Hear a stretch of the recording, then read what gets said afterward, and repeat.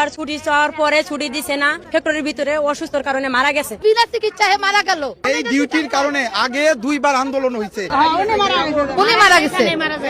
একটি কারখানার নারী শ্রমিক অসুস্থ থাকার পরেও বারবার ছুটি চাওয়া হলেও তাকে ছুটি না দেয়ায় সে বিনা চিকিৎসায় কারখানার ভেতরেই মারা যায়। এই ঘটনাকে কেন্দ্র করে কারখানার শ্রমিকরা বিক্ষুব্ধ হয়েছেন এবং ইতিমধ্যে দুইটি আঞ্চলিক সড়ক বেশ কিছু সময় বন্ধ ছিল। আমরা বিক্ষুব্ধ শ্রমিকদের সঙ্গে কথা বলতে চাই এবং জানতে চাই কে মারা গিয়েছে।